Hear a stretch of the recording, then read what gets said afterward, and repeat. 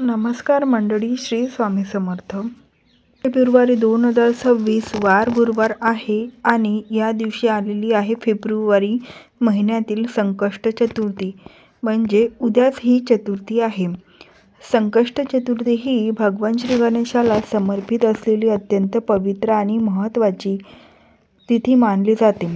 प्रत्येक महिन्याच्या कृष्ण पक्षातील चतुर्थी तिथीला संकष्टी चतुर्थी असे म्हटले जाते.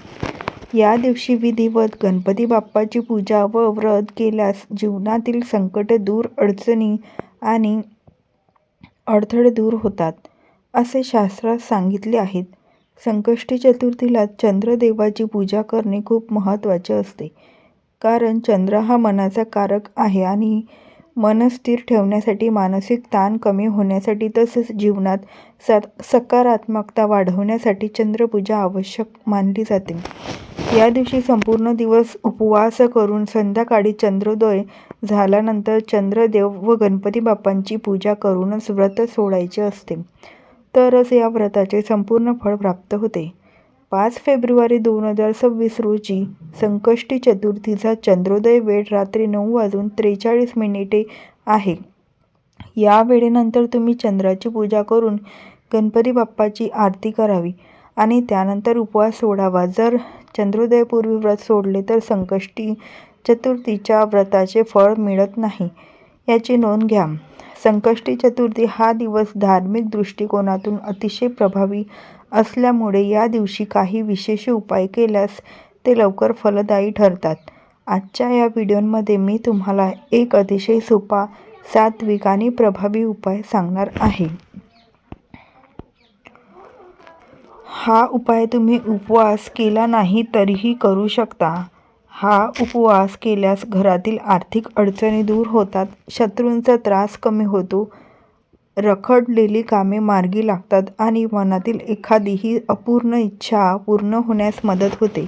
हा उपाय करण्यासाठी तुम्हाला गुरुवारी सकाळी लवकर उठून स्वच्छ स्नान करायचे आहे. स्नानाच्या पाण्यात थोडीशी हळद टाकावी आणि त्या पाण्याचे स्नान करावे. त्यानंतर स्वच्छ कपडे परिधान करून देवघरात गणपती बाप्पांची मनोभावे पूजा करावी. गणपती बाप्पांची मूर्ती असल्यास पाण्याने किंवा पंचामृताने अभिषेक करावा आणि अभिषेकाच्या पाण्यात थोडे पांढरे तीळ टाकावेत. कारण संकष्टी चतुर्थीला तीळ अर्पण करणे अत्यंत शुभ मानले जाते. त्यानंतर बाप्पांना हळद, कुंकू, अक्षता, दुर्वा, फुले, धूप, दीप अर्पण करून गुड खोबऱ्यांचा नैवेद्य दाखवावा. यानंतर उपायांसाठी तुम्हाला जास्वंदाचे झाडाचे एक पान घ्यायचे आहेत. लक्षात ठेवा, लाल फुलांचा जास्वंदाचं पान वापरायचं आहे. जास्वंदाच्या झाडाच्या मुळाशी थोडे पाणी अर्पण करून श्रद्धेने एक पान तोडावे. हे पान स्वच्छ पाण्याने धुवून घ्यावे. देवघरात बसून एका वाटीत थोडे कुंकू घ्यावे व त्यात पाणी मिसळावे. जास्वंदाच्या झाडाची एक छोटी काडी घ्यावी आणि त्या काडीने त्या पानांवर तुमची इच्छा फक्त 1 किंवा 2 शब्दात लिहावी. जसे नोकरी प्राप्ती, धनप्राप्ती, शत्रुदोष नाश, आरोग्य सुधारणा, मुलांची प्रगती इत्यादी. त्यानंतर एका प्लेटमध्ये कुंकवाने स्वास्तिक काढावे. स्वास्तिकाच्या मधोमध 4 बिंदू व दोन्ही बाजूला रेषा काढाव्यात. स्वास्तिकांवर थोडे तांदूळ ठेवून त्यावर हळद कुंकू अर्पण करावे आणि त्यावर ते जास्वंदाचे पान ठेवावे. पान ठेवताना त्याचा देठ गणपती बाप्पांकडे असेल याची काळजी घ्यावी. त्यानंतर एक लाल जास्वंदाचे फूल, 21 दुर्वांची जोडी आणि 21 पांढरे तीळ घ्यावेत. गणपती बाप्पांना आणि त्या पानांवर हळद कुंकू लावावे. जास्वंदाचे फूल व 21 दुर्वा अर्पण कराव्यात. त्यानंतर 21 पांढरे तीळ एक एक करून हातात घ्यावे. ओम गण गणपती नमः हा मंत्र म्हणावा. मनात इच्छा आठवावी आणि तो तीळ पानांवर अर्पण करावा. अशा प्रकारे सर्व 21 तीळ अर्पण करावेत. यानंतर गणपती बाप्पांसमोर बसून 108 वेळा ओम गण गणपती नमः या मंत्रांचा जप करावा. त्यानंतर एकदा संकटनाशन स्तोत्रांचे पठण करावे. मग दोन्ही हात जोडून मनोभावे गणपती बाप्पांना तुमची इच्छा पूर्ण होण्यासाठी प्रार्थना करावी.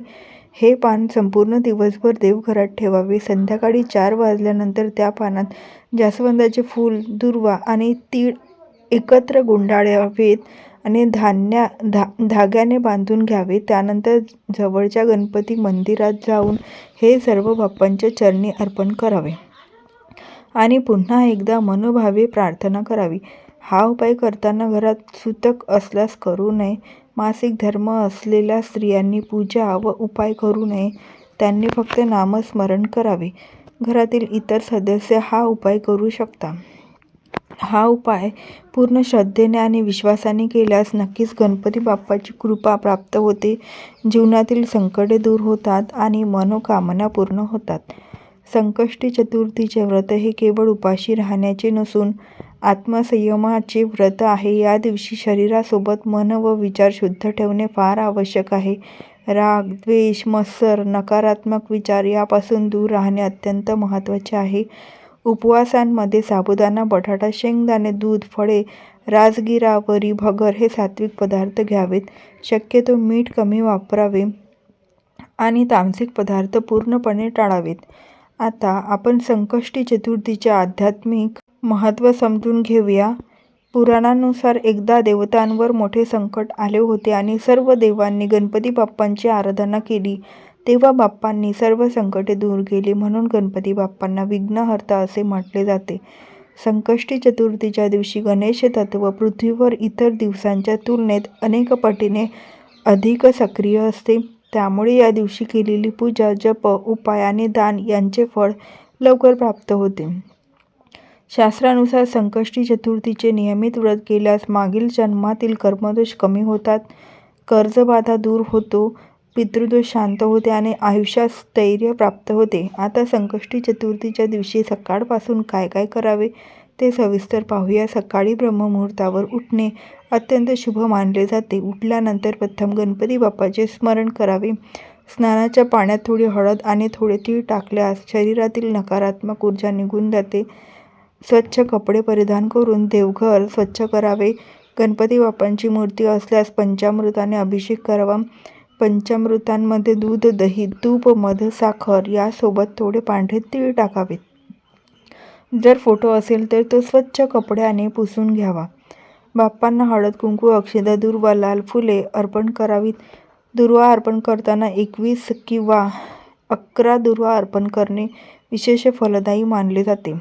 गुळ खोबऱ्यांचा नैवेद्य दाखवावा. गणपती बाप्पांना मोदक अत्यंत प्रिय असल्यामुळे शक्य असल्यास मोदकांचा नैवेद्य अर्पण करावा.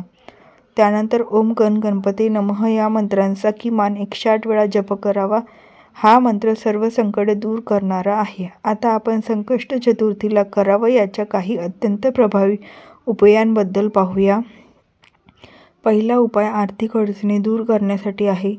संकष्टी चतुर्थीच्या दिवशी गणपती बाप्पांना पांढरे तीळ आणि गूळ अर्पण करा आणि मनोभावे धनवृद्धीसाठी प्रार्थना करा.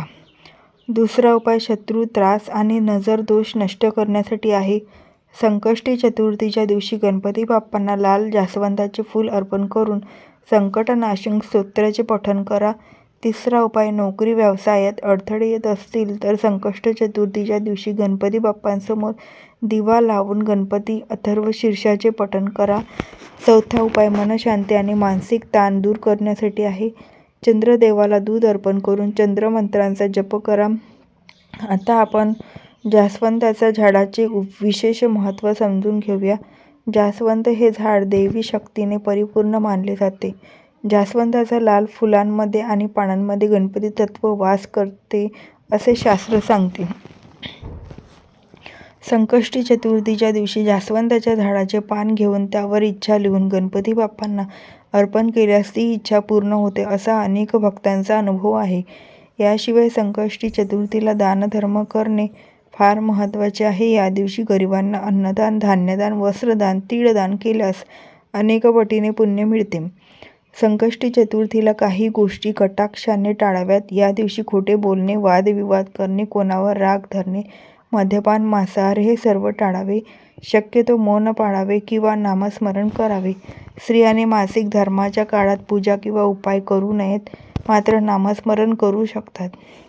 घरात सूतक असल्यास पूजा टाळावी. संकष्टी चतुर्थीचा प्रभाव केवळ धार्मिक नसून मानसिक आणि भावनिक स्तरांवर देखील खोल परिणाम करणारा असतो. उपवासांमुळे आत्मसंयम वाढतो, मन शांत होते, सकारात्मक विचार वाढतात आणि जीवनाकडे पाहण्याचा दृष्टिकोन बदलतो. नियमित संकष्टी चतुर्थीचे व्रत केल्यास व्यक्ती अधिक संयमी, अधिक आत्मविश्वासी आणि अधिक स्थिर बनते. अनेक लोकांचे अनुभव आहेत की संकष्ट चतुर्थीचे व्रत सुरू केल्यानंतर त्यांच्या आयुष्यात चमत्कारिक बदल झाले. रखडलेली कामे पूर्ण झाली, विवाहाचे योग जुळले, संतती संबंधित अडचणी दूर झाल्या, आरोग्य सुधारले आणि घरात सुख शांती नांदू लागली. शेवटी एवढेच सांगू इच्छिते की संकष्टी चतुर्थी ही केवळ एक तिथी नसून जीवनाला योग्य दिशा देणारी एक आध्यात्मिक संधी आहे. श्रद्धा, विश्वास आणि संयम या 3 गोष्टी जर मनापासून जपल्या तर गणपती बाप्पांची कृपा नक्कीच प्राप्त होते. हा माहितीपूर्ण व्हिडिओ तुम्हाला जर आवडला असेल तर व्हिडिओला नक्की लाईक करा, शेअर करा आणि व्हिडिओ पूर्ण पाहिल्याबद्दल अगदी मनापासून धन्यवाद. श्री स्वामी समर्थ. जय जय स्वामी समर्थ.